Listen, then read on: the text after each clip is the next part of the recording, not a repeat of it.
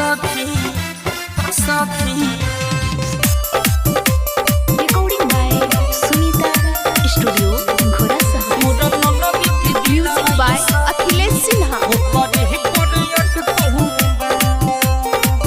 मुरन नदी के दिलवा ये सखी ओ कड़ी परयट कहलबा मुरन नदी के दिलवा ये सखी ओ कड़ी परयट कहलबा कदी छोटा हमा के बड़हबा हो कदी छोटा हमा के बड़हबा गल दुनु चटकलबा मुरन नदी के दिलवा ये सखी ओ करे परयट कहलबा मुरन नदी के दिलवा ये सखी ओ करे परयट कहलबा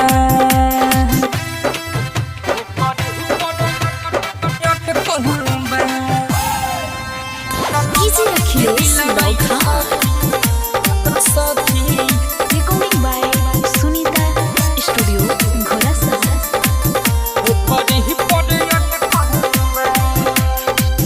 रंग नाही रूप बाटे नाही कौनो ढंग हो ओ करे के कैले ननदी बाटे पसंद हो बाटे पसंद हो रंग नाही रूप बाटे नाही कौनो ढंग हो हो करे के कैले ननदी बाटे पसंद हो नशा में चूर रहेला कहला पर भर कलबा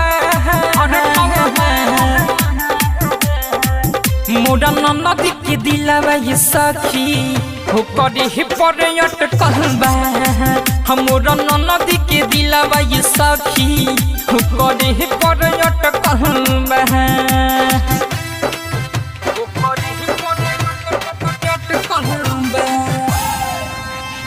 Easy Akhilesh Sinha. Recording by Sunita Studio, Ghorasa.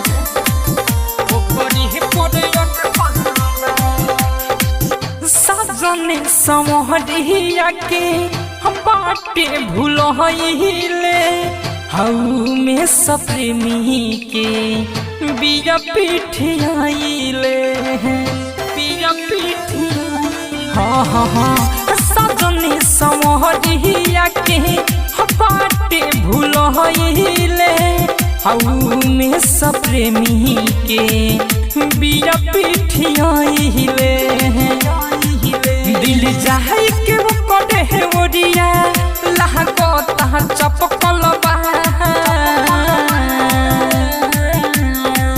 मुरन नदी के दिलवा ये सखी ओ करे परयट कहलबा मुरन नदी के दिलवा ये सखी ओ करे परयट कहलबा हर बार मुँह जोर बिया रे दादा Sunita Studio.